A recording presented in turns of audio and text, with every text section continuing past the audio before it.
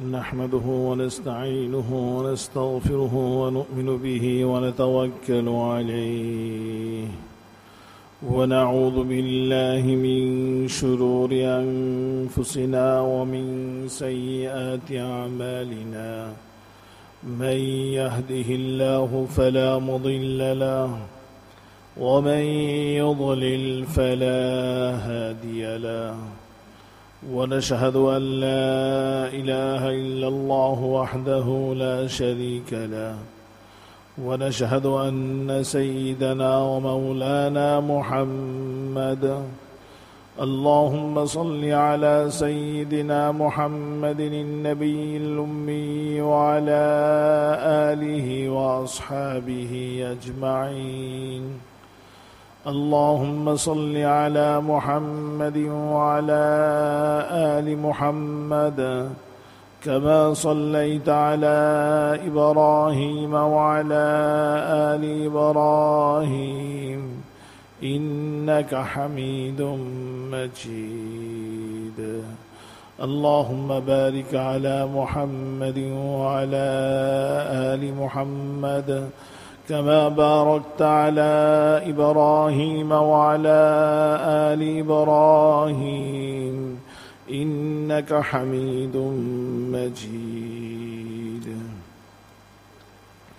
أما بعد فأعوذ بالله من الشيطان الرجيم بسم الله الرحمن الرحيم زين للذين كفروا الحياة الدنيا ويسخرون من الذين آمنوا والذين اتقوا فوقهم يوم القيامة والله يرزق من يشاء بغير حساب كان الناس أمة واحدة فبعث الله النبيين مبشرين ومنذرين وأنزل معهم الكتاب بالحق ليحكم بين الناس فيما اختلفوا فيه وما اختلف فيه إلا الذين أوتوه من بعد ما جاءتهم البينات بغيا بينهم فهدى الله الذين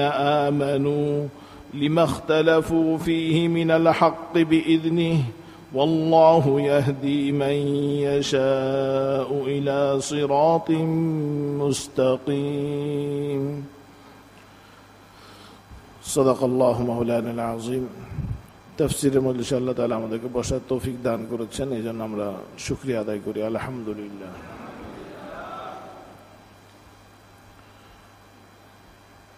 আজকে 212 থেকে 213-14 নম্বর আয়াত পর্যন্ত ইনশাআল্লাহ তাফসীর হবে সূরা বাকারা।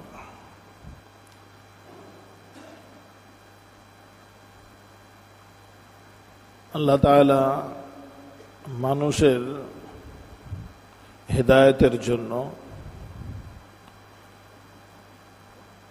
তার ফিকরের ইসলাহ করার জন্য আসমান থেকে লৌহে মাহফুজ থেকে আল্লাহ তাআলা কালাম নাযিল করেছেন। মানুষ যদি তার ফিকিরকে, তার চিন্তা চেতনাকে এবং মানবিক গুণাবলীকে আসমান সম উন্নত করতে চায়, সেটাকে যদি সমুন্নত করতে চায়, তাহলে কোরআন এবং সুন্নাহর ফিকির এর কোনো বিকল্প নাই। এর বাইরে যা আছে সবকিছুই হীনতা এবং দীনতা, সেটার ভিতরে কোনো উচ্চতা নেই। আল্লাহ তাআলা কোরআন কারীমের ভিতরে ইরশাদ করেছেন, ইয়ারফাউল্লাহুল্লাযীনা আমানু ওয়াল্লাযীনা উতুল ইলমা দারাজাত ওয়া ইয়ারফাউল্লাহুল্লাযীনা আমানু মিনকুম ওয়াল্লাযীনা উতুল ইলমা দারাজাত, যে আল্লাহ তাআলা তোমাদের ভিতরে যারা মুমিন তাদেরকে উচ্চতা দান করেছেন, সুউচ্চ মাকাম দান করেছেন, এবং যাদেরকে ইলম দান করেছেন তাদেরকে আরো উঁচু মাকাম দান করেছেন। মুমিনদেরকে উচ্চতা, উচ্চতা কিসের দ্বারা হয়?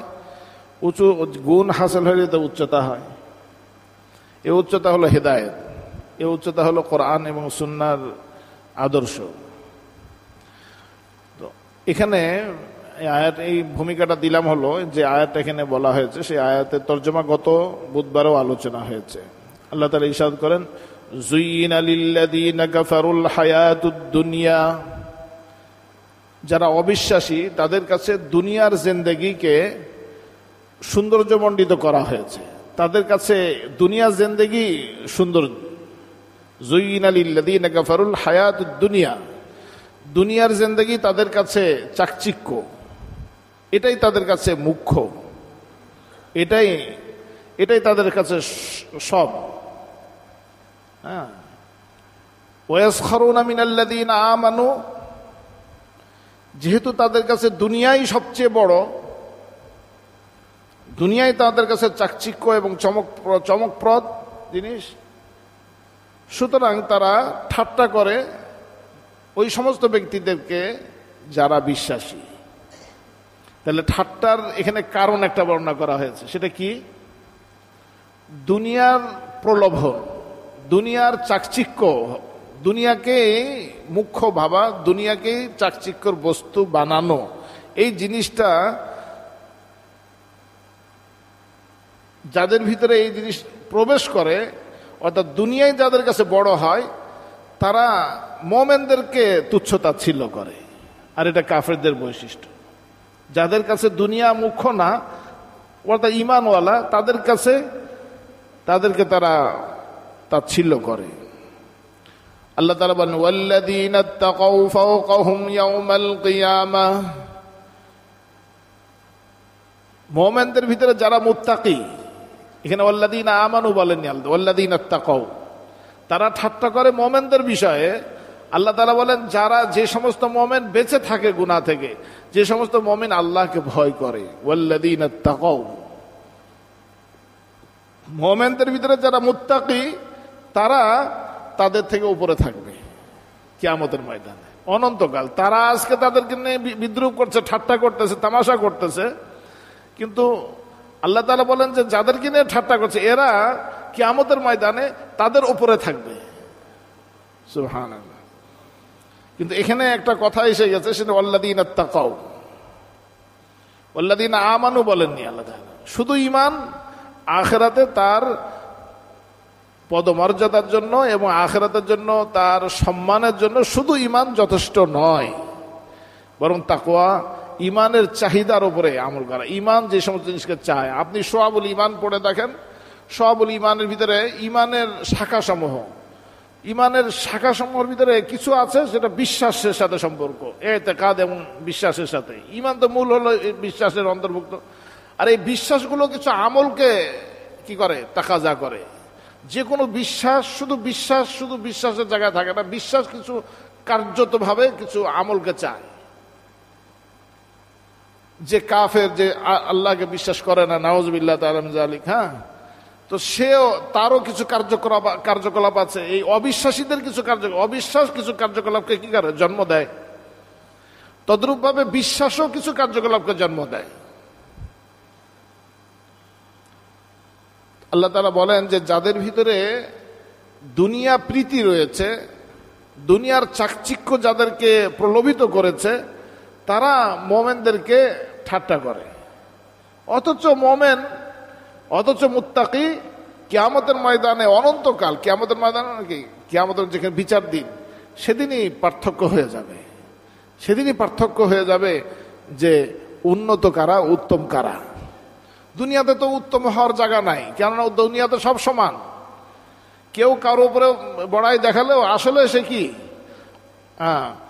তাহতুন, যে এক বুজুর্গ বলেছিলেন এই কথা, যে তুমি বড়াই করো না, ফারসুন তাহতা রিজলিকা আম হিমারু, তুমি জানো না তুমি কিসের উপরে আছো। কেউ বড়াই করতেছে যে আমি বিশাল হয়ে গেছি, বলছে যে তুমি বড়াই করো না, তুমি চোখটা খুলে দেখো, তোমার যদি আসল চোখ যদি খুলে যায়, তুমি দেখবে যে তুমি কোনো নর্দমার পাহাড়ের উপরে, তুমি ভাবছো স্বর্ণের পাহাড়ের উপরে রয়েছো, দেখবা যে তুমি চোখ খুলে দেখবা যে কোনো নর্দমার পাহাড়ের উপরে অবস্থান করতেছো। হ্যাঁ, চোখ খুলে রয়েছে, চোখ বন্ধ করে মনে করে যে সে একবারে কি মক্কা মোকাররমে পৌঁছে গেছে, কথা বলে না। পরে দেখে, চোখ খুলে দেখে যে সে নর্দমার ভিতরে দাঁড়িয়ে আছে। তো এই কথা যে তুমি তুমি ভাব অন্যকে তাচ্ছিল্য করতেছো, যাকে তাচ্ছিল্য করছো সে, আল্লাহ তাআলা বলছেন যে সে কিয়ামতের ময়দানে তাদের অনেক উপরে থাকবে। ফাওকাহুম ইয়াউমাল কিয়ামা। আল্লামা জামি রাহিমাহুল্লাহ তাআলা বলতেন যে আল্লাহ তাআলা আলেমদেরকে বড় উঁচু মর্যাদা দিবেন। ওয়াল্লাযীনা, আল্লাহ বলেছেন কি যে ইয়ারফাইল্লাহুল্লাযীনা আমানু মিনকুম ওয়াল্লাযীনা উতুল ইলমা দারাজাত, যাদেরকে ইলম দিবেন তাদেরকে আরো অনেক দারাজাত, অনেক উঁচু মর্যাদা দিবেন। তো মাওলানা জামি সাহেব বলতেন আর কি করতে, বলছে যে আলেমরা তো দুনিয়াও পাইলো না, দুনিয়া তো উঁচু পদমর্যাদা পায়নি, মোমেনরাও পায়নি, এরা যদি আখিরাতেও না পায় তো এমনই গোল খাইবো। উনি ওনার ভাষায় বলতেন আর কি যে এমনই গোল খাইবো, দুনিয়াতেও পাইলো না আখিরাতেও পাইলো না। হ্যাঁ, দুনিয়া তো কাফের মুশরিকের কাছে সব কি সম্পদ, সমস্ত আরাম আয়েশ। আর আখিরাতেও যদি মোমেনরা না পায় তাহলে গোল খালো না। আল্লাহ তাআলা আমাদেরকে আখিরাতে উচ্চ মর্যাদা দান করেন, তাকওয়া এবং নেক জিন্দেগি নসিব করেন। তাহলে অন্যকে তিরস্কার করার বিষয়টাই এসেছে যে তার ভিতরে দুনিয়া প্রীতি, অন্যকে তিরস্কারের ভিতরেই এক জিনিস রয়েছে, সে তার ভিতরে দুনিয়া প্রীতি রয়েছে। এই জন্য সে তার হয়তো ওই মানে সামান্য দুনিয়া তাকে মানে গর্বিত করে ফেলেছে, তাকে দম্ভ এনে ফেলেছে। এক ঘটনা হয়তো হাকিম থানভী রাহিমাহুল্লাহ তাআলা বলতেন যে এক বাদশাহ তার দলবল সহ তার মানে ইয়েতে করে মানে তার উটে করে যাচ্ছে। তো বাদশার হাতির ঘটনা ওটা, হাতিতে করে বাদশাহ হাতিতে আছে, সব সাথে বিশাল পাল যাচ্ছে। তো এক জায়গায় অপেক্ষা করলেন, বাদশাহ একটু ওখানে মঞ্জিল করছেন আর কি। মঞ্জিল করলে দেখা যায় যে একটা ব্যাঙ ওখান থেকে এক লাফ দিয়েছে, বিশাল বড় লাফ দিয়ে হাতির মাথার উপরে একটা কি মানে আছড়ে পড়েছে। বলছে কি ব্যাপার? বাদশাদের ভিতরে অনেক সময় এই ধরনের সফরের ভিতরে বিভিন্ন ধরনের গবেষকদেরকে রাখে, হ্যাঁ, দার্শনিকদেরকে রাখে। কি ব্যাপার এই ব্যাংকটার কি হলো যে এই বাদশার হাতির উপরে, এমনি হাতি আরো বাদশার হাতির মাথার উপরে লাথি মারলো, ঘটনা কি? ঘুরে দেখো তো, দেখি কি অবস্থা। এটা রহস্য বের করো। রহস্য বের করতে বলছেন। তো রহস্য বের করতে গিয়ে পরে দেখে যে ওখানে বাদশা যেহেতু বলছে, ওনারা তন্নভিন্ন করে দেখতেছেন যে কি ব্যাপার, এই ব্যাংকটা যে আসলো কোথায় থেকে আসলো। পরে দেখে যে ওর ব্যাঙের নিচে একটা ফুটা পয়সা আর কি, একটা পয়সা আর কি ওখানে আছে, পয়সার উপরে সে ওখানে অবস্থান করছে। বলছে হ্যাঁ বাদশা, এবার রহস্য স্পষ্ট হয়েছে যে আসলে এ একটা পয়সা পাইছে, এই পয়সার উপরে বসেছিল, এই পয়সার গরমে সে বাদশার হাতির উপরে লাথি মারছে। এই আয়াতটা বোঝার জন্য হাকিম থানভী রাহিমাহুল্লাহ এই ঘটনা খুব মানে এই আল্লাহর মেহেরবানি এখন ওর তাজা ঘটনা মনে পড়ে গেছে। এটা পড়ছিলাম অনেক আগে, মাওয়াইজ আশরিফের ভিতরে হযরত হাকিম থানভী রাহিমাহুল্লাহ এই ঘটনা বর্ণনা করেছেন আর কি। তো একবারে তাজা ঘটনা মনে পড়লো এটা, যে যারা কাফের, যাদের জন্য অনন্তকাল জাহান্নাম, তাদেরকে ঠাট্টা করছে যারা অনন্তকাল আল্লাহ তাআলার নৈকট্যশীল হবে এবং যারা জান্নাতি হবে। ঘটনা কি? ঘটনা হলো ওই যে ব্যাঙের পাশার নিচে কি ছিল? একটা ফুটা পয়সা ছিল। একটা পয়সা আছে ব্যাঙের পাশার নিচে, এটারই গরম সে টিকতে পারতেছে না। বাদশার হাতির উপরে মাথার উপরে যে লাথি মারছে, কথা বুঝলেন না? আজও এরকম হয়, এরকম সামান্য কিছু পয়সা পাতি হয়ে গেলে তখন অন্য কাউকে মানুষই মনে করতে চায় না। হ্যাঁ, তো এগুলো হলো মানে হীনতা, দীনতা এগুলো। হ্যাঁ, এগুলো কোনো মানে সৌন্দর্য নয়। হ্যাঁ, আল্লাহ তাআলা বলেন যুয়িনা লিল্লাযীনা কাফারুল হায়াতুদ দুনিয়া, এটা তাদের ইবতিলা, আল্লাহর পক্ষ থেকে ইবতিলা, যে তাদের কাছে দুনিয়াকে চাকচিক্য করা হয়েছে। যেহেতু তারা দুনিয়ার জন্যই, যেহেতু তাদের আখিরাত নাই, এই জন্য দুনিয়া তাদের কাছে চাকচিক্য মণ্ডিত করা হয়েছে। এখান থেকে তারা বের হতেই পারে না। এখান থেকে তারা বের হওয়ার কেন? জুইনা, আল্লাহ তাআলার পক্ষ থেকে এটা তাসখির, জুইনা, আল্লাহর পক্ষ থেকে এটাকে তাদেরকে সৌন্দর্য করে দেওয়া হয়েছে, আল্লাহ তাআলার পক্ষ থেকে মোহর মেরে দেওয়া হয়েছে। এরা এইখান থেকে বের হতে পারে না। যুয়িনা লিল্লাযীনা কাফারুল হায়াতুদ দুনিয়া ওয়া ইয়াসখারুনা মিনাল্লাযীনা আমানু। এই আয়াতগুলো পড়লে মুমিনদের মর্যাদা আল্লাহ তাআলার কাছে কত, এই কথা স্পষ্ট হয় না?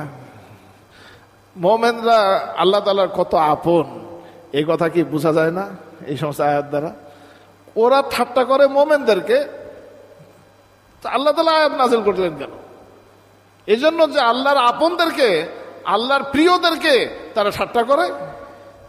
আল্লাহ বলছেন তোমরা ঠাট্টা করো দুনিয়াতে, তো দুনিয়াতেই, আখিরাতে হলো তো সেটা বাকি, আখিরাতে হলো পরে বাকি, মানে অন্যরা বাকি বলে, আখিরাত তো পরে, যেখানে বিচার হবে মুমিনরা ওখানে উঠতে থাকবে।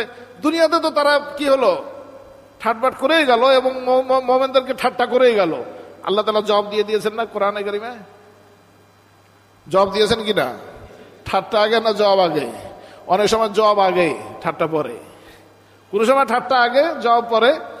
আর কোন সময় ঠাট্টা যেই জমানায় হয়েছে সেই জমানায় আল্লাহ তাআলা আয়াত নাযিল করে দিয়েছেন। তোমরা কাকে ঠাট্টা করো? যে তোমার অনন্তকাল তোমার ঊর্ধ্বের মানুষ, অনন্তকাল তোমার ঊর্ধ্বের মানুষ, যে সে এখনো তো তোমার ঊর্ধ্বে, এখনো তো তার ঈমান আমল, তার আখলাক দ্বারা তোমার ঊর্ধ্বের মানুষ, তোমার অনেক, তোমার চেয়ে অনেক উন্নত মানুষ। তুমি জমিনে সিজ্জিনের মানুষ, তুমি সিজ্জিনের মানুষ, আর সে তো ইল্লিনের মানুষ। তুমি ইল্লিনের মানুষকে তুমি ঠাট্টা করো? কথা বুঝতে পেরেছেন না? যুয়িনা লিল্লাযীনা কাফারুল হায়াতুদ দুনিয়া ওয়া ইয়াসখারুনা মিনাল্লাযীনা আমানু ওয়াল্লাযীনা ইত্তাকাউ ফাওকাহুম ইয়াওমাল কিয়ামাহ। ওয়াল্লাযীনা ইত্তাকাউ, আর যারা মুত্তাকি হবে তারা কিয়ামতের ময়দানে তাদের উপরে থাকবে। যারা ঠাট্টাকারী তাদের উপরে থাকবে।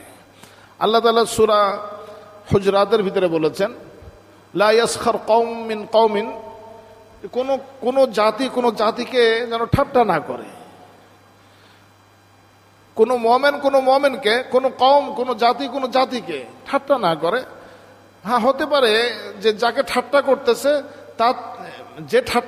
তার চেয়ে যাকে ঠাট্টা করছে সে উন্নত। তদ্রূপভাবে কোনো নারী যেন অন্য নারীকে ঠাট্টা না করে, কেননা যাকে ঠাট্টা করা হচ্ছে হতে পারে সে তার ঊর্ধ্বে, সে তার উচ্চের মানুষ, সে তার উন্নত মানুষ আল্লাহ তাআলার কাছে। কার কাছে? আল্লাহর কাছে। হ্যাঁ, এই জন্য কাউকে ঠাট্টা করার নাই, কাউকে ছোট ভাবার কোনো অবকাশ নেই। والذين اتقوا فوقهم يوم القيامة والله يرزق من يشاء بغير حساب والله يرزق من يشاء بغير حساب। আল্লাহ তাআলা যাকে চান বেগাইর হিসাব রিজিক দান করেন। রিজিক তোমরা যেটা পেয়েছো এটা তো তোমার না, তো তুমি কিসের জন্য তুমি ঠাট্টা করতেছো? ওটা তো তোমার না, তুমি দান পেয়েছো। কেউ দান পেয়ে কি কেউ সে ঠাট্টা করতে পারে আরেকজনকে? আল্লাহু ইয়ারযুকু মান ইয়াশাউ বিগাইরি হিসাব। আল্লাহ তাআলা চাইলে এই দিন পরিবর্তন করে দিতে পারেন। যে ঠাট্টা করতেছে, যাকে ঠাট্টা করতেছে সে তার চেয়ে যে সমস্ত জিনিসের কারণে ঠাট্টা করতেছে, এক ছোট্ট দুনিয়ার কারণে ও দুনিয়া তার পদদলিত করে দেবেন আল্লাহ তাআলা। ওই দুনিয়া তার পদদলিত করে দিবেন। এরকম হয় না দুনিয়াতে? অত ইজ্জু মান তাশা ওয়া তুযিল্লু মান তাশা বিয়াদিকাল খায়র ইন্নাকা আলা কুল্লি শাইইন কাদির। যাকে চান আল্লাহ তাআলা, যাকে চান ইজ্জত দান করেন, যাকে চান অপমানিত করেন। অত ইজ্জু মান তাশা ওয়া তুযিল্লু মান তাশা বিয়াদিকাল খায়র। আল্লাহ আপনার হাতেই, আপনার কবজায়, কুদরতের ভিতরে, আপনার ইচ্ছার ভিতরেই সমস্ত কল্যাণ আপনার কাছে নিহিত। কানান নাসু উম্মাতান ওয়াহিদা। তাহলে একটা ফিকিরের সংশোধন হলো এখানে, সেটা হলো যে দুনিয়া যদি কারো কাছে থাকে তাহলে দুনিয়া থাকলেই বাকি। ওই যে ব্যাঙের পাশার নিচে যে ছিল কি একটা, এটা স্পষ্ট করে বললেই ভালো, হ্যাঁ, অস্পষ্ট বললে বোঝা যাবে না। ব্যাঙ যে হাতির বা রাজার হাতির কপালে যে কি বললো, লাথি মারলো, বিষয়টা কি যে ব্যাঙের পাশার নিচে কি ছিল, একটা ফুটা পয়সা ছিল, একটা ভাঙাচোর একটা পয়সা ছিল। এই কারণে তো সেই কারণে কারো যদি 2-4 পয়সা যদি জমা হয়ে যায় আর একটু কিছু অট্টালিকা হয়ে যায়, তো সে কারণে আরেকজনকে ঠাট্টা করার কি রয়েছে, এটা গর্বিত হওয়ার কি রয়েছে? এই জিনিস তো হাতছাড়া হয়ে যেতে পারে এবং ধ্বংস হয়ে যেতে পারে। হয়তো সে জিনিস তোমাকে ছেড়ে দিবে, নাহলে তুমি তাকে ছেড়ে দিবে, যে কোনো একটা জিনিস হবে। হয়তো তুমি তাকে ছেড়ে দিবে, নাহলে সে তোমাকে ছেড়ে দিবে। দুটার যে কোনো একটা তো বাস্তব নাকি, কি গণ? হ্যাঁ, কি গণ, ঠিক না? হয়তো সে ব্যক্তির মৃত্যু হয়ে যাবে, তো সে তাকে ছেড়ে দিল, আর না হলে তার আগেই দেখা গেল যে কি, হ্যাঁ, ব্যাংক দেউলিয়া, যেমন কোম্পানি দেউলিয়া হয়ে যায়, ব্যাংক তার সব মাল ক্রোক করে নিয়ে গেল। এরকম হচ্ছে আজকাল বড় বড় এই ধরনের মানুষদের এরকম অবস্থা। والذين اتقوا فوقهم يوم القيامة والله يرزق من يشاء بغير حساب كان الناس أمة واحدة। আল্লাহ তাআলা ইরশাদ করেন যে সমস্ত মানুষ এক ঘরানার ছিল, উম্মাতা ওয়াহিদা, এক দল ছিল, এক দল, এক গোষ্ঠীর মানুষ ছিল সকলেই, অর্থাৎ সকলেই এক গোষ্ঠী। মানে কি? কানান নাস উম্মাতা ওয়াহিদা, সবাই এক দল ছিল। এক দলের অর্থ কি? হয়তো কাতাদা রাদিয়াল্লাহু তাআলা আনহু বলেন সবাই কাফের ছিল। কাতাদা রাদিয়াল্লাহু তাআলা আনহু বলেন কি সবাই কি ছিল? সবাই কাফের ছিল। আল্লাহ তাআলা মুমিন, আল্লাহ তাআলা কি করেছেন? নূহ আলাইহিস সালামকে পাঠিয়েছেন বাশীরা ওয়া নাযীরা সর্বপ্রথম। অর্থাৎ আদম আলাইহিস সালাম ঈমান নিয়ে এসেছেন, তিনিই নবী ছিলেন, কিন্তু এরপরে লম্বা সময় অতিক্রান্ত হওয়ার পরে দুনিয়াতে কুফরি সয়লাব হয়ে গেছিল, কুফরি সয়লাব হয়ে গেছিল। তখন সবাই কাফের হয়ে গেছিল কেমন জানো, ওই ধর্ম আর ঈমান বাকি ছিল না। পরে আবার আল্লাহ তাআলা নূহ আলাইহিস সালাম দ্বারা আবার এটা আবাদ করেছেন। হযরত আব্দুল্লাহ ইবনে আব্বাস রাদিয়াল্লাহু তাআলা বলেন যে না, সবাই কানান নাস উম্মাতান ওয়াহিদা, সবাই মুমিন ছিল। কথা দুটো একই, একটু পার্থক্য করে বলা হয় আর কি, যে সবাই মুমিন ছিলেন। আদম আলাইহিস সালাম যখন এসেন দুনিয়াতে, তখন আদম আলাইহিস সালামও মুমিন, হাওয়াও মুমিন। দুই সন্তান হাবিল কাবিল দুইজনেই মুমিন ছিলেন প্রথমে। তাহলে সব তো মানুষই তো এই কয়টা, তো পুরো পৃথিবীর সমস্ত মানুষ এক দলের ছিল, এক জামাতের ছিল। ফাতাফাররাকু, এর পরে তারা বিচ্ছিন্ন হয়ে গেছে, ইমান থেকে ছিটকে গেছে ধীরে ধীরে। বুঝে আসছে বিষয়টা? এটা এমন অবস্থা হয়েছিল যে সবাই কুফরিতে পরিণত হয়েছে। এরপর আল্লাহ তাআলা আবার হয়তোবা সবাই কুফরিতে পরিণত হয়েছে, অথবা কিছু মানুষ ঈমান ছিল, কিছু মানুষ কুফর ছিল।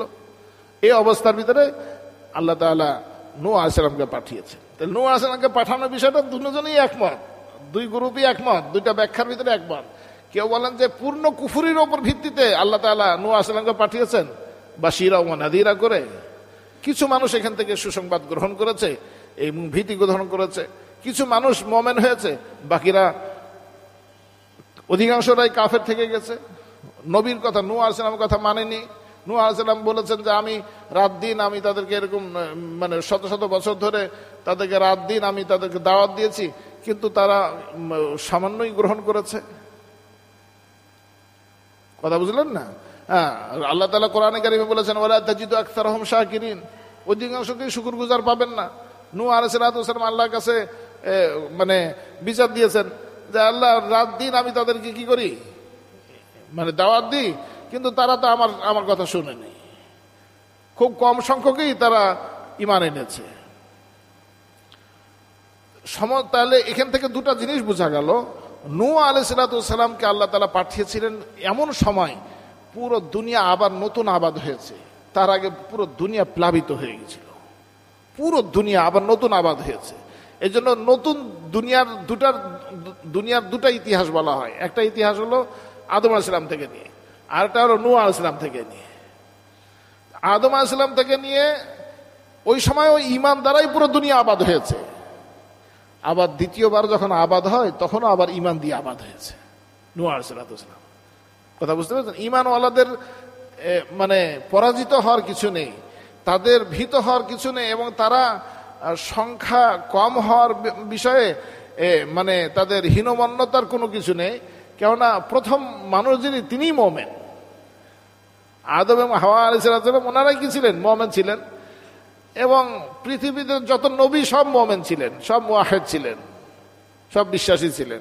সুতরাং পৃথিবীর শেষ পর্যন্ত যত মানুষ বিশ্বাসী হবে তারা ওই আদম, আসলে বনি আদম, তারা ওই আদমের বংশধর, তারা আদম এবং নূহ আলাইহিস সালামের বংশধর, তারা মুসা এবং ঈসা আলাইহিস সালাম এবং মুহাম্মদ সাল্লাল্লাহু আলাইহি সাল্লামের বংশধরদের অন্তর্ভুক্ত বললাম আর কি, অবংশধর বলিনি, অন্তর্ভুক্ত মানে ইমানের দিক থেকে তারা সবাই এক গোষ্ঠী, উম্মাতাও ওয়াহিদা বলছে, এক গোষ্ঠীদের অন্তর্ভুক্ত। হ্যাঁ, কানান নাসু উম্মাতাও ওয়াহিদা, সকল মানুষ এক ঘরানার ছিল, এক দলের ছিল। ফাবাআসাল্লাহু আন-নাবিয়্যিনা মুবাশশিরিনা ওয়া মুনযিরিন, অতঃপর আল্লাহ তাআলা নবীদেরকে প্রেরণ করলেন মুবাশশিরিনা ওয়া মুনযিরিন, সুসংবাদ দানকারী হিসাবে এবং ভীতি প্রদর্শনকারী হিসাবে। ওয়া আনজালা মাআহুমুল কিতাবা বিল হক, এবং তাদের কাছে কিতাব প্রেরণ করলেন হকের সাথে, মানে হক দলিল এবং হক ও হক্কানিয়াত এবং ইমানি বিষয়গুলো নিয়ে তার কিতাব পাঠালেন, হক দ্বারা কিতাব পাঠালেন। লিয়াহকুমা বাইনান নাস, যেন মানুষের ভিতরে এটা দ্বারা ফয়সালা করা হয়। লিয়াহকুমা বাইনান নাস ফীমা ইখতালাফু ফী, তারা যে বিতর্ক করছে সত্য কোনটা, ঈমান সত্য না কুফর সত্য। তারা বলে যে কুফর সত্য, তাহলে নাউজুবিল্লাহ, কেন? যে কুফরেরই জয় জয়, চতুর্দিকে কুফরের ডঙ্কা, বাহাদুরি তাদেরই, শক্তি তাদের। আল্লাহ তাআলা নবী পাঠিয়েছেন, নবী বলে যে শক্তি এবং সংখ্যা যতই বেশি হোক, সত্য তো মুমিনদের সাথে, ঈমানওয়ালাদের সাথে সত্য, ঈমানওয়ালাদের সাথে সত্য। দুনিয়ার সমস্ত মানুষের শক্তি, সমস্ত জিনিসের শক্তিকে একত্রিত করা, একজন মুমিনের শক্তি এর চেয়ে ভারী বেশি, ঈমানের শক্তি এত বড়। কারণ ঈমান সব জিনিসকে মূলোৎপাটন করা যায়, ঈমানকে মূলোৎপাটন করা যায় না। ঈমান এত বড় গ্রথিত, একটা পাহাড়ও জায়গা থেকে টলে যেতে পারে, এটা টুকরো টুকরো হয়ে যেতে পারে। ঈমান কিয়ামত আসবে, ঈমান জায়গা মতো স্থির থাকবে, পাহাড় টুকরো টুকরো হয়ে যাবে, ঈমান মজবুত থাকবে। সুবহানাল্লাহ, এত বেশি মজবুত। وأنزل معهم الكتاب بالحق ليحكم بين الناس فيما اختلفوا فيه وما اختلف فيه إلا الذين أوتوه من بعد ما جاءتهم البينات بغيا بينهم وما اختلف فيه إلا الذين أوتوه, তারা মতভিন্নতার ভিতরে মুবতালা হয়, তারা মত পার্থক্যের ভিতরে লিপ্ত হয় এই কারণে যে ইল্লাল্লাযীনা উতুহু মিন বাদ, ইল্লাল্লাযীনা উতুহু, ওই সমস্ত ব্যক্তিরা যাদেরকে দেওয়া হয়েছে, কি দেওয়া হয়েছে? হকের কিতাব তাদের কাছে দেওয়া হয়েছে, সত্যের বাণী তাদের কাছে দেওয়া হয়েছে। সত্যের বাণী তাদের কাছে আসার পরেও তারা এমনটা বিষয় নয় যে তারা না জেনে বিরোধিতা করছে। আল্লাহ তাআলা বলেন তাদের কাছে সত্য উদ্ভাসিত এবং সুস্পষ্ট হওয়ার পরেই তারা বিদ্বেষমূলক, তারা এর থেকে বিরত থাকে। তারা যে আজ পৃথিবীতে যদি বলেন ঈমান কি, এই বিষয়টা কি বুঝে না মানুষ। হ্যাঁ, পরে দেখবেন ঈমান কি বুঝে না, এটা বুঝবেন কিভাবে? এটা বোঝার জন্য আপনাকে লঞ্চ যখন ডুবে ওই সময়কার অবস্থা দেখতে হবে, অথবা বিমান যখন দুর্ঘটনা কবলিত হয় তখন দেখবেন যে ভিতরে যদি কয়েকজন মানে অবিশ্বাসী থাকে তো তারাও কালিমা পড়তে থাকে। হ্যাঁ, এরকম ঘটনা দেখেছেন আপনারা কেউ এখানে? এরকম ঘটনা কোনো সময় দেখেননি আপনারা? ও সব আমি একবার দেখেছি। আমি ঘটনা বলি, মাওয়া থেকে আসতেছিলাম আর কি, মাওয়া ওখানে স্পিড বোটে আসতেছিলাম। তো স্পিড বোট একবারে এমন অবস্থা যে ঝড় তুফান শুরু হয়ে গেল, স্পিড বোট একবারে ডুবে মানে একবারে এদিক হয় এরকম করে। আমরা ভিতরে আছি, তো এখানে কয়েকদিন ছিল একবারে সিঁদুর পরা, একবার না, সবাই মিলে দিয়ে কালিমা পড়তেছে, সবাই মিলেই কালিমা। আমি তো জোরে জোরে কালিমা পড়তেছি, সবাই মিলে কালিমা পড়তেছে। আরো হুজুর কি পড়তে হবে, জানে কথা সবাই যে আসলে হেফাজত কে করেন? আল্লাহ তাআলা করেন। আল্লাহ তাআলা কোরআনে কারিমে এটা বলেছেন, কোরআনে কারিমে ওই ঘটনাটা বলেছেন। যদি এত ঘটনা, বাস্তব ঘটনা, এটা দেখে পরে আমাদের মনে হলো যে আসলে ঘটনা তো এরকমই। হ্যাঁ, আমাদের ডাক্তার ফজল ইসলাম সাহেব উনি বলেন যে একবার ওনার এর ঘটনা হলো বিমানের ভিতরে। বিমান একবারে মানে ওই খালি রানওয়ে ঘুরতেছে, ইয়ে খুলে না, ওর নাম কি, চাকা খুলে না। তো উনি সিলেটে যাবেন না, সিলেট থেকে ঢাকা আসবেন, কোন যাই হোক কোন একটা জায়গায়, মানে ডোমেস্টিক ফ্লাইট। এখন খালি রানওয়ে ঘুরতেছে অনেকক্ষণ থেকে, এত ঘুরতেছে যে এখন আশঙ্কা করতেছে তেল, ফুয়েল শেষ হয়ে যাবে, এরকম একটা অবস্থা। এখন উনি বললেন যে এখন ওই সব ভিতরে সমস্ত যাত্রী বিচলিত হয়ে গেছে যে এখন হয়তো কোনো একটা কিছু, বিমান হয়তো পড়ে যাবে বা দুর্ঘটনা ঘটবে ইত্যাদি। তো সবাই, উনি বললেন সবাই কালিমা দাওয়াত দিলেন আর কি, সবাই কালিমা শরীফ পড়েন, ইস্তেগফার পড়েন, লা ইলাহা ইল্লা আনতা সুবহানাকা ইন্নী কুনতু মিনাজ জালিমিন পড়েন। আমাদের এখানে আসেন সবসময় ডাক্তার ফজল ইসলাম সাহেব, হৃদরোগ ইনস্টিটিউটের আপনার সার্জন আর কি, হ্যাঁ, কার্ডিয়াক সার্জন। তো উনি একবার জোরে জোরে কালমা শরীফ শুরু করলেন। বলছে এই ফ্ল্যাটের ভিতরে যত মানুষ ছিল, মানে অনেকেই অমুসলিম ছিলেন, উনি মানে বললেন আর কি যে সবাই মিলে কালিমা পড়তেছে। সবাই জানে যে বিপদের সময় কি আল্লাহ তাআলা ছাড়া কোনো উপায় নাই, এটা সবাই জানে। তাহলে আল্লাহ তাআলা যে তাদেরকে বাঁচান, আল্লাহ যে হেফাজত করেন, এটা তো সবাই জানে, তারপরও শিরিক করে, তারপরও শিরিক করে। আল্লাহ তাআলা কোরআনে কারিমে বলেছেন, আম্মান খালাকাস সামাওয়াতি ওয়াল আরদ, তাদেরকে জিজ্ঞাসা করেন, তারা যে প্রতিমা পূজা করে, তারা যে চাঁদ সূরজকে পূজা করে, তারা যে আগুন পূজা করে, তাদেরকে জিজ্ঞেস করেন, অগ্নি পূজকদেরকে জিজ্ঞেস করেন, আম্মান খালাকাস সামাওয়াতি ওয়াল আরদ, কে আসমান জমিনকে সৃষ্টি করেছেন?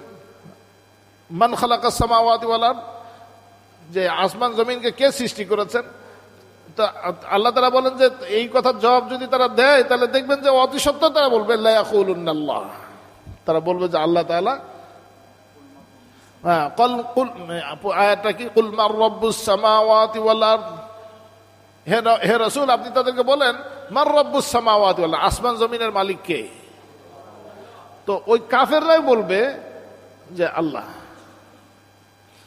এবার ওই আয়াতটা কি, যে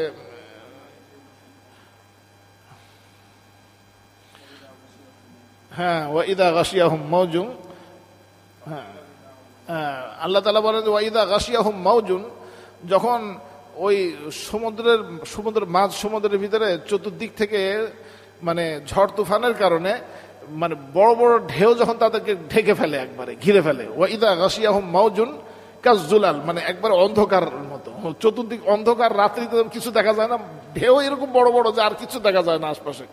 হ্যাঁ, দাউল্লাহ, আল্লাহ বলেন যে তারা সবাই মিলে আল্লাহকে ডাকে। আল্লাহ জানে যে মানে আল্লাহ তাআলা বর্ণনা করেছেন যে এরকম ঘটনা এরকম হতেই থাকে। দেখো আমরাও দেখেছি ঘটনা, আল্লাহ তাআলা কোরআনে কারিমে বর্ণনা করেছেন। দেখেন আজীব, আল্লাহ জানেন মানে বিষয়টা বুঝা দিলাম যে আল্লাহ তাআলা কোরআনে কারিমে ইরশাদ করেছেন দাউল্লাহ, তারা সকলেই আল্লাহকে ডাকতে থাকে। দাউল্লাহ মানে তারা সকলেই আল্লাহকে ডাকে, মুখলিসিন আলাহুদ্দিন, একবারে খালেস ভাবে, মানে এখন ইমান একবারে খালেস, মুখলিসিন আলাহুদ্দিন, একবারে খাঁটি ভাবে, দেয়ালে পিঠ থেকে গেলে যেটা হয়। হ্যাঁ, যখন বিপদের সময় তো তুমি আল্লাহকে ডাকো, ভালো সময় কেন তুমি আল্লাহকে ভুলে যাও? এটাই তো নিমক হারামি নাকি না?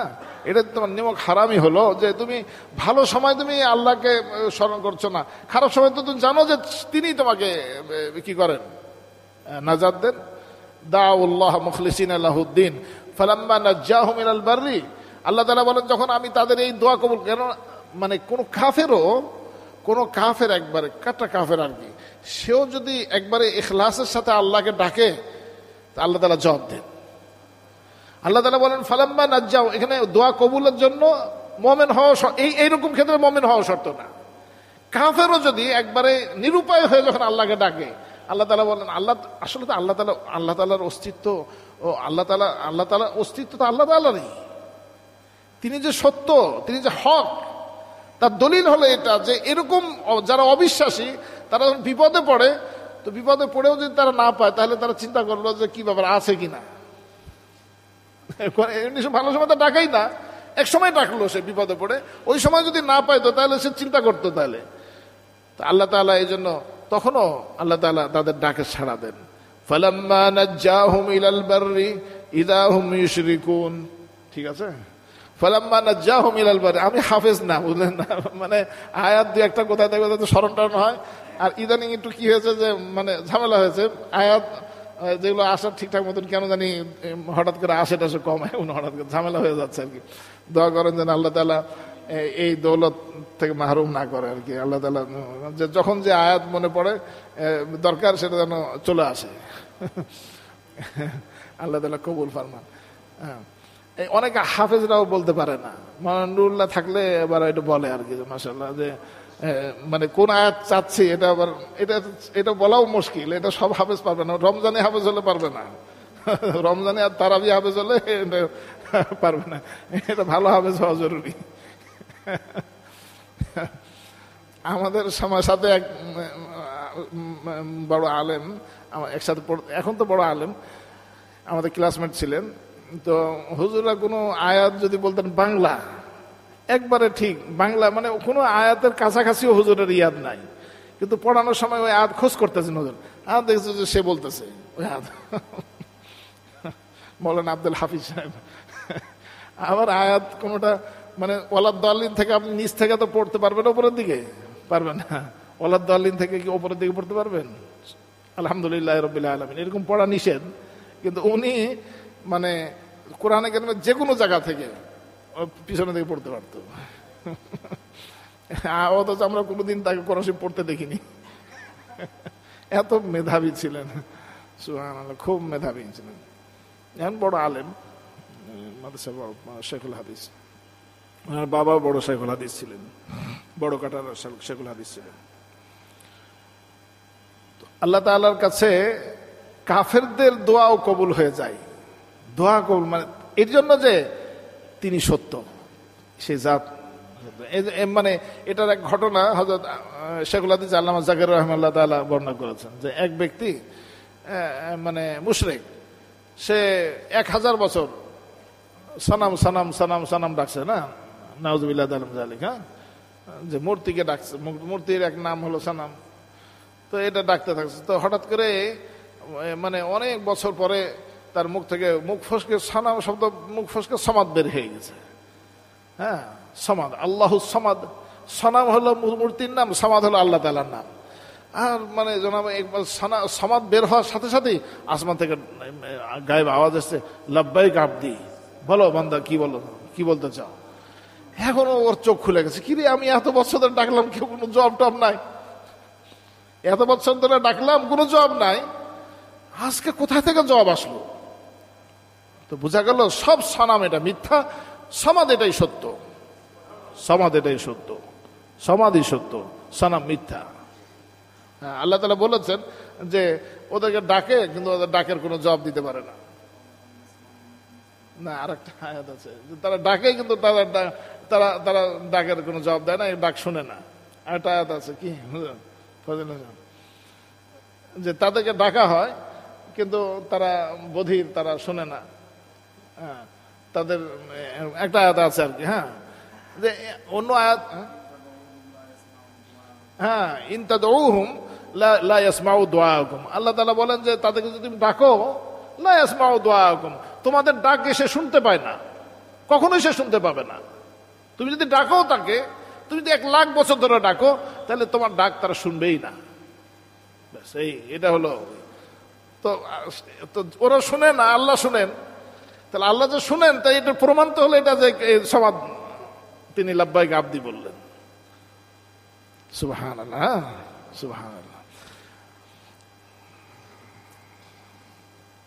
কিসের জন্য এই কথা আসলো তা তো আমি জানি না। এখন এখানের সাথে কি সম্পর্ক হলো, কোথায় থেকে এটা গেল? আল্লাহ তাআলা বান্দার দোয়াকে, ডাককে কবুল করেন। এটার জন্য কাফেরও যদি মুখলিসিন আলাহুদ্দিন আল্লাহ তাআলাকে একবার খালেজ ভাবে ডাকে, তো আল্লাহ তাআলা তারও ডাককে আল্লাহ তাআলা কবুল করে নেন। হ্যাঁ, আল্লাহ তাআলা যে হক, তিনি যে আমাদের সব কথা শোনেন, এটা দলিল। এটা কানান নাসু উম্মাতান ওয়াহিদা فبعث الله النبيين مبشرين ومنذرين وأنزل معهم الكتاب بالحق ليحكم بين الناس فيما اختلفوا فيه وما اختلف فيه إلا الذين أوتوه من بعد ما جاءتهم البينات بغيا بينهم। বলছে তারা ইখতিলাফ এবং তারা ভিন্ন মত অবলম্বন করেনি, কিন্তু ওই সময় যখন তাদের কাছে কিতাব এসেছে এবং তাদের কাছে আল্লাহ তাআলার হক্কানিয়াতটা তাদের কাছে স্পষ্ট হয়ে গেছে।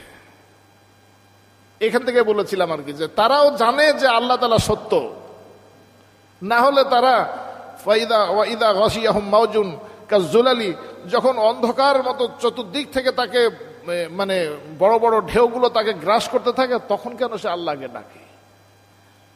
ওই মাওয়ার ভিতরে যখন নাকি স্পিড বোট ডুবতে লেগেছিল, তখন কেন আল্লাহকে ডাকলো? বুঝা গেল যে তারা তখন প্রতিমার নাম ভুলে গেছে কেন? তাহলে বুঝা গেল তারাও জানে এই কথা যে নাজাত দেনেওয়ালা এক জাত, তিনি যিনি আসমান এবং জমিনকে সৃষ্টি করেছেন, তিনি। এই জন্য বর্বর যুগের কাফেররা বর্তমান সময়ের নাস্তিকদের চেয়েও আরো ভালো ছিল। তারা তো আল্লাহ তাআলাকে স্বীকার করতো, শিরিক করতো, কিন্তু আল্লাহ তাআলার অস্তিত্বকে স্বীকার করতো। কুল মান রব্বুস সামাওয়াতি ওয়াল আরদ, আল্লাহ তাআলা বলেন তাদেরকে জিজ্ঞেস করো, আবু জেহেল উতবা সাহেবদেরকে জিজ্ঞেস করো যে আসমান জমিনের রব কে? তো তারা বলে ইয়াকুলুন্নাল্লাহ, তারা অবশ্যই বলবে যে আসমান জমিন আল্লাহ সৃষ্টি করেছেন। তো তোমরা কেন এই সমস্ত প্রতিমা করো? বলছে এই সমস্ত প্রতিমাকে মানে সেজদা এই জন্য করি, তারা আল্লাহর কাছে মানে কি সুপারিশ করবে। হ্যাঁ, তো এরা যে সুপারিশ করতে পারে না, এদের যে কোনো শক্তি নাই এবং আল্লাহ তাআলার তারা প্রতিনিধি না, সেটা তো তারা এখনো তুমি দেখো যে তারা নিজেদের কোনো ক্ষমতাই নাই। এত যদি পাওয়ারফুল হয়ে থাকে তো নিজের মাছি উড়াইতে পারে না নিজের নাক থেকে। তো আল্লাহ তো সে তোমার কি উপকার করবে? তোমার কোনো উপকার করতে সে পারে না। সে সম্পূর্ণ বাতিল, সম্পূর্ণ মিথ্যা জিনিসকে তোমরা আল্লাহ তাআলার সাথে শরীক করতেছো। মিথ্যা, তার কোনো শক্তি নেই, এটা জড় পদার্থ। তাহলে কি জীবকে কোনো ই করা যাবে? ওই যে ওরা বাছুর বানাইছিল, হ্যাঁ, মুসা আলাইহিস সালাম গেছেন হলো কি আনতে, তাওরাত আনতে গিয়েছিলেন, আর এদিক দিয়ে এসে দেখে যে কি, যে তার কওম একটা বাছুর স্বর্ণ দিয়ে একটা বাছুর বানাইছে, সে বাছুরের পূজা করতেছে। তো ঘটনা কি, যে দেখে যে সামেরি, মানে যখন মুসা আলাইহিস সালাম গেছেন তুর পাহাড়ে, তো সময় নিয়ে গেছিলেন 10 দিন, পরে আল্লাহ তাআলা এটা 40 দিন পূর্ণ করেছেন। তো বলছে যে মুসা তো গেছে, আর কোনো খোঁজ খবর নাই। তো তোমার মুসা আল্লাহকে খুঁজতে গেছেন, হ্যাঁ খুঁজতে গেছেন, যে হারাই গেছেন উনি। তো এক কাজ করো, যে এই যে মানে আমরা তো আল্লাহকে খুঁজে পেয়েছি, নাউজুবিল্লাহ তাআলা মিন যালিক। ওই সামেরি করছে কি, এর ভিতরে শয়তানি বুদ্ধি ছিল। তো সে করছে কি, সবারই কাছ থেকে স্বর্ণ নিয়েছে, স্বর্ণ নিয়ে একটা বাছুর বানাইছে। বাছুর বানিয়ে ও এক মুষ্টি মাটি নিয়েছিল। যখন মুসা আলাইহিস সালামের কাছে জিবরিল আমিন আসতেন, জিবরিল আমিন আসলে ওই সামেরি একবার টের পেয়েছে যে জিবরিল আমিন আসলে জিবরিল আমিনের যে মানে বোরাকের যে মানে খুর ছিল, ওই খুরটা জমিনে যেখানে লাগতো ওখানে ঘাস হয়ে যেত, মানে ওটা জান এসে যেত। মানে জিবরিল আমিন যখন আসেন, উনি তো ওয়াহি নিয়ে আসেন, ওয়াহির ভিতরে এত জান যে একজন মরা মানুষকে, একজন মৃত মানুষ, অর্থাৎ তার একবারই নির্জীব মানুষ, তার ভিতরে কি হেদায়েত নাই, বিলকুল অন্ধকার মানুষকে জীবন্ত করে দেয়, জান্নাতি করে দেয়। কথা বুঝলেন না?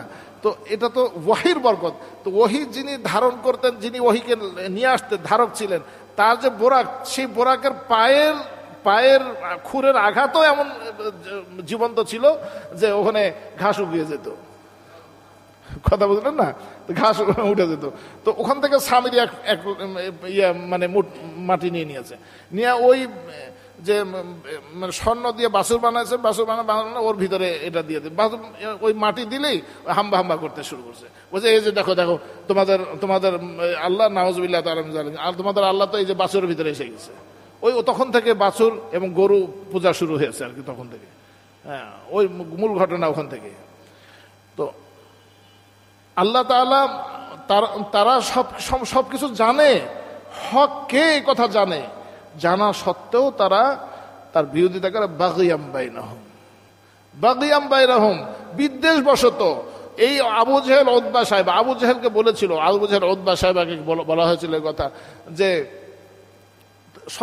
সকালবেলা হয়ে গেছে, এখন থেকে আবু জেহেল দেখে উতবা সাহেব ওখানে দেখে মসজিদে নববীর পাশ দিয়ে সবাই একে অপরের সাথে দেখা হয়ে গেছে ফজরের সময়। কি ব্যাপার? সবাই রাসূলুল্লাহ সাল্লাল্লাহু আলাইহি ওয়াসাল্লামের তেলাওয়াত শুনতে এসে গেছে। তো কি বড় মেয়ে আপনিও তো দেখা এখানে, মানে উতবা সাহেবকে দেখে, উতবা সাহেব বলে যে বড় মেয়ে আপনিও তো এখানে, কি ব্যাপার? আপনি সারাদিন আমাদের বিরোধিতা করেন, আমাদেরকে বলেন নবীর বিরোধিতা করতে, আর এখন আপনিও দেখি এখানে। বলছে হ্যাঁ ঠিক আছে, এটা তো কি করবো, এই কোরআনে কারীমের সৌন্দর্য মাধুর্য এটা শুনতে মনে চায়, রাত্রেবেলা ছুটে আসি। এই জন্য তাদের কাছেও স্পষ্ট ছিল, ইয়ারিফুনাহু কামা ইয়ারিফুনা আবনাআহুম, তারা নিজের সন্তানকে যেভাবে জানতো ঠিক ওই রকমই জানতো রাসূলুল্লাহ সাল্লাল্লাহু আলাইহি ওয়াসাল্লাম। অর্থাৎ সন্তানকে তার বাবাকে চিনে না, এই সন্তানের হক হক্কানিয়াত সম্পর্কে বাবা দুনিয়ার আদালত নিষেধ না করতে পারে, কিন্তু তার বাবা তো জানে যে তার সন্তান এটা, তার বাবা জানে যে এটা কার সন্তান।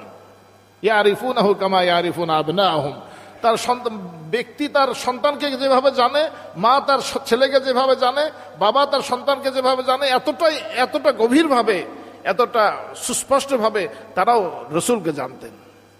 জানার পরও তারা বিদ্বেষ বসত, ওই যে বড় মেয়ে আপনিও তো এখানে, কি ব্যাপার? বলছে ঠিক আছে, কাল থেকে তুইও আসবি না, আমিও আসবো না, খবরদার। এসব অন্যরা দেখে ফেললে কি করবে? সারাদিন বিরোধিতা করো, এখন রাত্রেবেলাতে এখানে দেখে সবাই মিলে।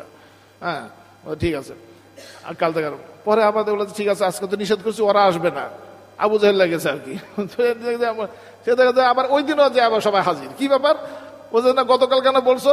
বলছে আজ মানে নেশা ছিল এটা, রাসূলুল্লাহ সাল্লাল্লাহু আলাইহি ওয়াসাল্লাম তেলাওয়াতের জন্য নেশা ছিল তাদের ভিতরে, এতটা সত্য তারা জানতো। এরপরও তারা বিদ্বেষ বশত রাসূলুল্লাহ সাল্লাল্লাহু আলাইহি ওয়াসাল্লাম থেকে তারা দূরে থাকতো, হক ও হক্কানিয়াত থেকে দূরে থাকতো। আল্লাহ তাআলা আমাদের ভিতরে হক ও হক্কানিয়াতের জোহর ফরমান। আল্লাহ তাআলা আমাদেরকে হক ও হক্কানিয়াতের উপরে প্রতিষ্ঠিত ফরমান। আল্লাহ তাআলা কবুল ফরমান। فهدى الله الذين آمنوا لما اختلفوا فيه من الحق بإذنه والله يهدي من يشاء إلى صراط مستقيم فهدى الله الذين آمنوا, অতঃপর আল্লাহ তাআলা হেদায়েত দান করেন